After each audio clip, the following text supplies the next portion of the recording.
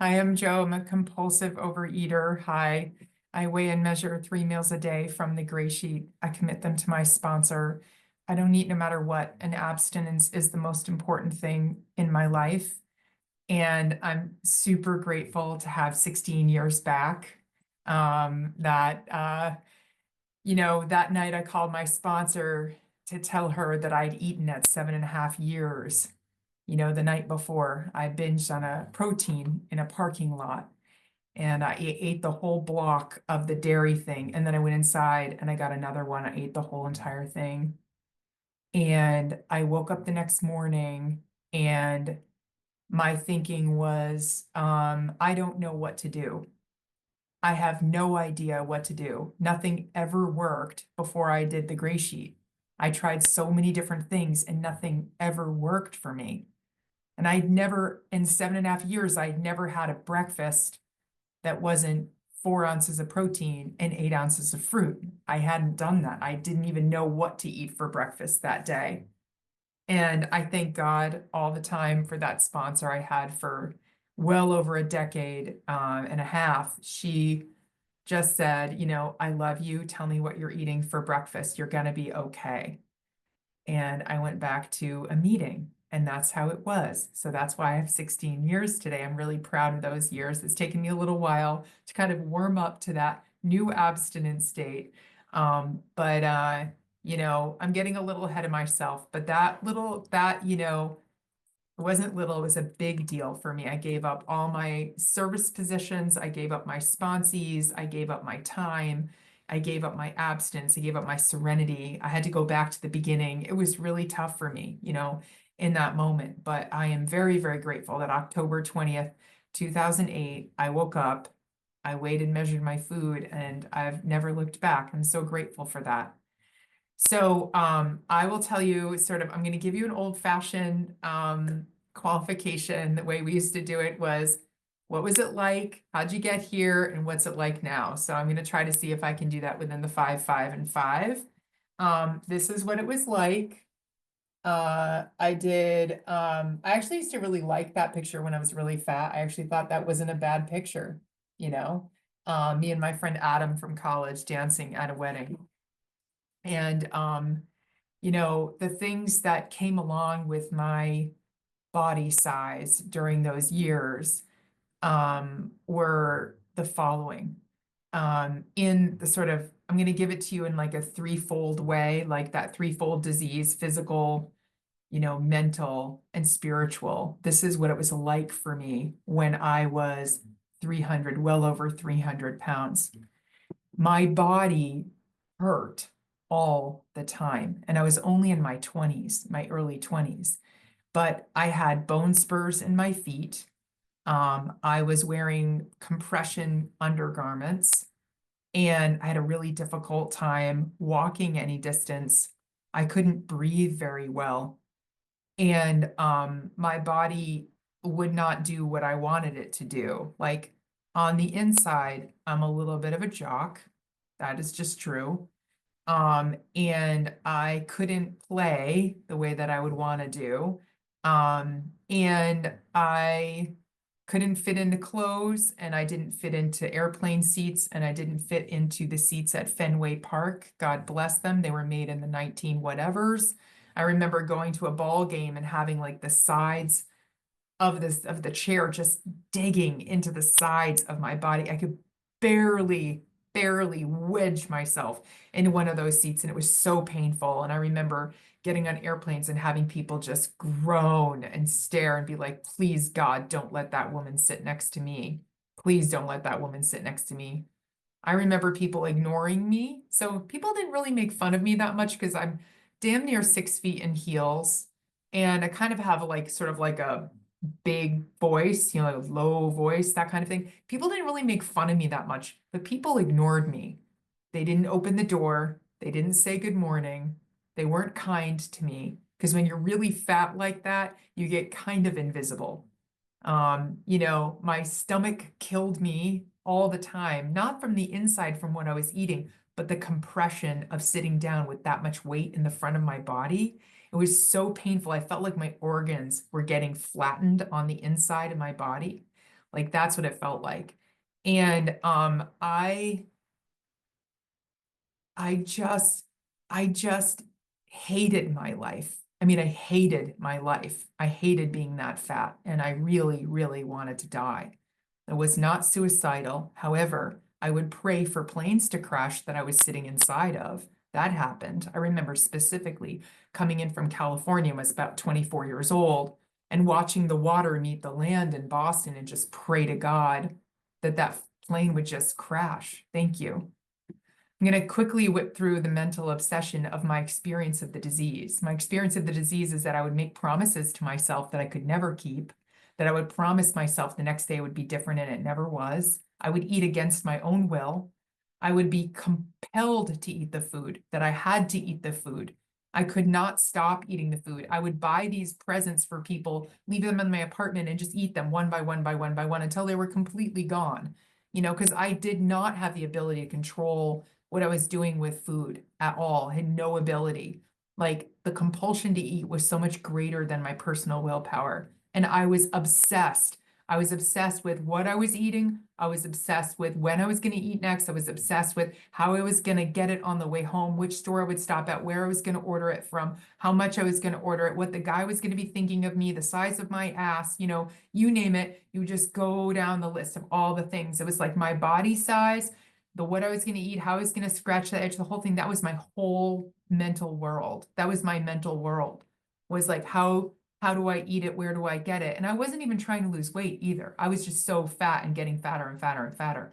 I couldn't fit into any of my clothes. I was obsessed with my body when I would go to work because I would try to get into my suits, and then I'd have to put like the nylons underneath my onesies, snap it underneath, like would dig in my crotch. It was like horribly horrible physically, but like so horrible mentally too. Like I just did not have any space in my brain. So that was the mental obsession for me. And then the third thing is that like, that spiritual stuff, that spiritual hole of like just trying to fill up, like, needing more nurturing that I never got, the rejection of my mother, the death of my father, like the rejection of my classmates, the rejection of my siblings. Like I just, like my body was like, I need something to fill up that big hole in the inside. And I was trying to fill it up with food. That's what I was doing.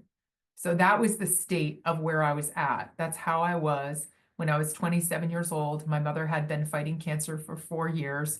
She started doing this diet without any sugar, flour, and grain. She lost a whole lot of weight towards the end. I had no idea that she knew anything about OA. She never talked about it. She never mentioned it.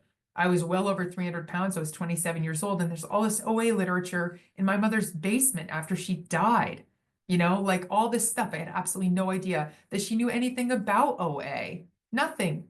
So the thing is, what happened to me is I was 27. I was driving back and forth to see my mother. I was out of control in every area. I had no money. I had a boyfriend who was an alcoholic who was stealing money out of my bank account and then giving me flowers, like, or gifts or whatever, with the money that he was stealing out of my bank account. I could barely put enough money in the Coinstar machine to get to work. And my mom died of cancer. I got home and my neighbor said, "Hey, do you want to go to this meeting? I hear, this Susie said this meeting is a pretty great meeting for people. She does this thing with her food. Maybe you want to check it out." It was like a week after I buried my mom. And I went to this meeting having no idea what it was. Didn't know it was OA, didn't know it was gray sheet, didn't even have any clue what it was. I don't know why I got in the car with Hooli. I'm not gonna lie. Got in the car with Hooli. I don't know why he took me there. I don't know why he was being nice to me, to be honest. Everybody pretty much, like I said, ignored me.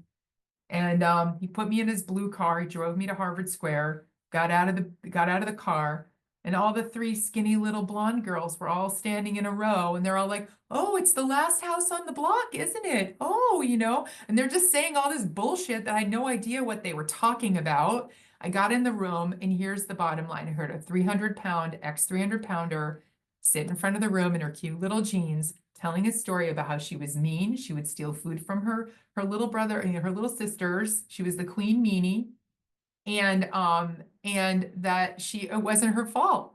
That her fat was not her fault. That her body was that big because she had an allergy. And that if you put food in the system that has grains and sugars in it, you're allergic to, those man-made carbohydrates on the back of the gray sheet that they talk about, if you put those in your body, you want to eat more of the same, and you're compelled to eat more of the same.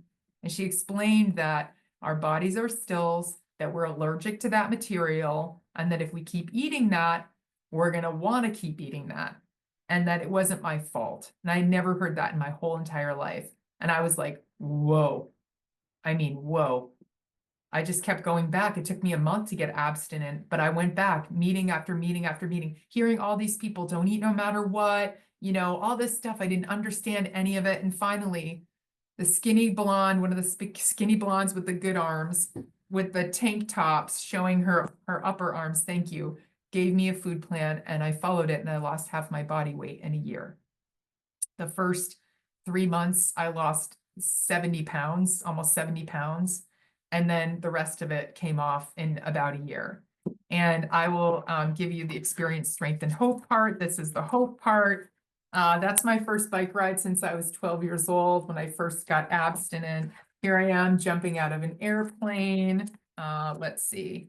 This is me going to a wedding. That's my nephew Benny, hiking Mount Washington. Actually, I don't know if that was Mount Washington. That might have been a different one. Lots of skiing, lots and lots and lots of hiking, lots of hiking. And that was my recovery. My recovery was, I really tried to do absolutely everything that I never did when I was really fat. That was like really, really what I tried to do. This is, I got cancer, and this is me and my sweetheart when we were at Disney after I had cancer. So I met my man. I don't know what to do. It's 2024. I met my man 14 years ago, and I got married to him. And I raised a kid, his kid, and she did not want me in her life. And I did a decade of that as a step parent. It was genuinely terrible. It was the worst experience of my life, including my mother dying, my father dying. The last couple of years, my sister died, my brother died, my sponsor died, my friend of 25 years died. I've had a lot of people die in my life. But raising Grace was the most painful experience that I ever had. And it forced me to go into trauma therapy, and I did a lot of trauma therapy. And it really changed my life. It changed the way that I think about the world. It changed the way that I am in the world, calmed my brain down because I had to go find a bunch of alternative medicine in order to take care of myself, in order to stay abstinent. But abstinence was the beginning of all of that that journey. I'm very proud to be a cancer survivor. I'm very proud to be a trauma survivor. Complex PTSD is if you were to give me a diagnosis, that's what I have from my childhood for a variety of reasons, which I shan't go into here, but they're all reality, and you certainly can reach out to me anytime to talk about it. And I am really probably most proud of everything is to be a person in recovery with all of you. That to me feels like my proudest accomplishments, the thing that sort of held me up. I will say before I wrap up, that the cancer that they found in my body was very small. It was very, very old. And they wondered how that happened. I know how that happened. It happened because the cancer came in my body and I did not eat sugar for years and years. So I never had an opportunity to feed it anything. So it had been in my very, very old cancer, but a very, very small cancer. And it made it so that, I was able to survive it. And, I've had a lot of no matter what's. And for me, I think abstinence is the thing that allows me to meet the world as it is. I don't think that I'm special. I just think I got lucky. I think I landed in the right place at the right time. I feel like I had already done all my research. I'd already been as miserable as I had to be. I was ready when I was first got here. I was ready. It was like I had already bottomed out by the time I walked in the door. I never had to do any more research. I didn't have to go like do other things. It was like I was already completely done for at that time. So that was a huge gift. I had a big gift of desperation, but I don't think I'm any more special than anyone else. I just think that I've tolerated. Is that 1 minute? Yeah. I think that I've tolerated my feelings for a really long time. And that's what allows me to be abstinent the longest, is that, I couldn't tolerate my feelings in 2008, but today I can tolerate my feelings a day at a time. After a lot of work, after really, really trying for a really, really long time. I'm just going to give a couple of quick shout outs, one to being a sponsor. As soon as you get 90 days, go find some people to help. That's first thing. The second, having a sponsor, a regular awesome sponsor. The third is get yourself a home group. It's really important. Fourthly, address all the outside stuff if you can, because if you don't, it's going to be waiting for you. That's another really important thing that you can do. And then the last thing I'll say before I wrap up, three last things. Community matters, connection matters, being connected to people, having a higher power, whatever that is, Time. knowing that it's not you, thank you, is really important. And then the final thing is make sure you make your food delicious. Make sure you make your food delicious. Fight the food with the food. The food is really important to make sure that we all don't feel sorry for ourselves, that we have abundance. That's a super important part of this program. And if you don't know how to cook, ask other people, find out, learn. It's important that that's part of your, I mean, I don't know. For me, it's an important part of my journey. I can't say for you. For me, it's an important part of my journey that I was able to do that. So that's it. Thanks.